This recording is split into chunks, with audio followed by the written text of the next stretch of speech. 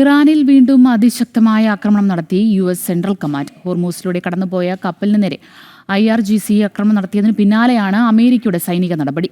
സൈപ്രസിന്റെ പതാക വഹിക്കുന്ന MV-GFX Galaxy എന്ന കപ്പലിന് നേരെയാണ് ഇറാൻ ആക്രമണം നടത്തിയത്. ആക്രമണത്തെ തുടർന്ന് നാവികനെ കാണാതായിട്ടുണ്ട്. അതേസമയം ഇറാന്റെ ഭാഗത്തു നിന്നുണ്ടായ തെറ്റായ തീരുമാനമെന്നും US പ്രതിരോധ സെക്രട്ടറി പീറ്റ് ഹെഗ്സെത്ത് അറിയിച്ചു. വിവരങ്ങളുമായി ഐസൺ ജോസ് ചേരുന്നുണ്ട്. ഐസൺ, ഇത് സംബന്ധിച്ച വിശദാംശങ്ങൾ എന്തൊക്കെ?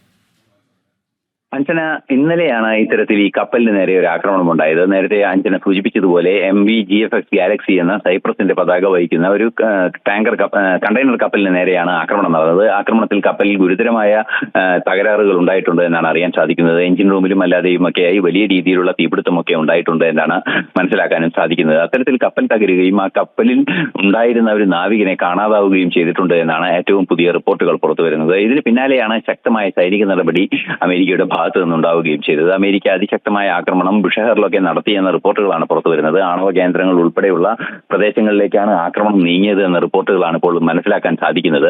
അതീവ ഗൗരവമുള്ള ഒരു പ്രത്യാക്രമണം തന്നെയാണ് നടത്തിയതെന്ന് US സെൻട്രൽ കമാൻഡ് കൃത്യമായി അവരുടെ ഔദ്യോഗികമായി തന്നെ അറിയിക്കുന്നുണ്ട്. ഈ സെൻട്രൽ കമാൻഡിന്റെ ഔദ്യോഗികമായ വിശദീകരണം പങ്കുവെച്ചുകൊണ്ടാണ് US പ്രതിരോധ സെക്രട്ടറി പീറ്റ് ഹെഗ്സെത്ത് ഇറാന്റെ ഏറ്റവും അബദ്ധജടിലമായ തീരുമാനം അല്ലെങ്കിൽ ഒരു പൂവർ ഡിസിഷൻ എന്ന രീതിയിൽ അദ്ദേഹം അഭിപ്രായ പ്രകടനം നടത്തുകയും ചെയ്തിരിക്കുന്നത്. തീർച്ചയായും അത് നമുക്ക് മനസ്സിലാക്കാൻ സാധിക്കുന്നത് ഇനിയും ശക്തമായ നടപടികൾ ഉണ്ടാകുമെന്ന് തന്നെയാണ്.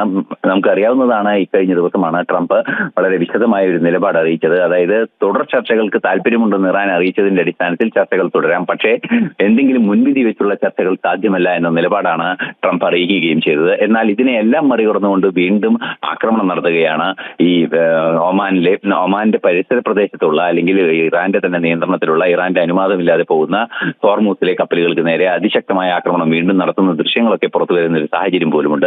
അത്തരമൊരു ആക്രമണം നടക്കുന്ന ഒരു നീക്കം തെറ്റായ ഒരു നടപടിയെന്ന് ഉറച്ച തീരുമാനം തന്നെയാണ് ഇപ്പോൾ ഇറാന്റെ ഭാഗത്ത് നിന്ന് അമേരിക്കയുടെ ഭാഗത്ത് നിന്ന് ഉണ്ടായിരിക്കുന്നത്. ഇനിയും ആക്രമണം, അതായത് ഹോർമൂസിൽ എന്തെങ്കിലും രീതിയിലുള്ള സംഘർഷം സൃഷ്ടിക്കാനുള്ള നീക്കങ്ങൾ നടത്തിയാൽ ഇനിയും ആക്രമണം നടത്തുമെന്നാണ് അമേരിക്ക അറിയിച്ചിരിക്കുന്നത്. അതേസമയം ഇറാന്റെ ഭാഗത്ത് നിന്ന്, IRGCയുടെ ഭാഗത്ത് നിന്ന് മറ്റൊരു നിലപാട് കൂടി പുറത്തു വരുന്നത് ഹോർമൂസ് ബ്ലോക്ക് ചെയ്തു എന്ന ഒരു അറിയിപ്പും വരുന്നുണ്ട്. അത് തീർച്ചയായും വീണ്ടും സംഘർഷത്തിലേക്ക് നീങ്ങാൻ, പകൽ സമയം പോലും വലിയ സംഘർഷങ്ങൾ ഉണ്ടാകാനുള്ള സാധ്യതയിലേക്കാണ് വിരൽ ചൂണ്ടുന്നത്. അഞ്ജന. ശരി.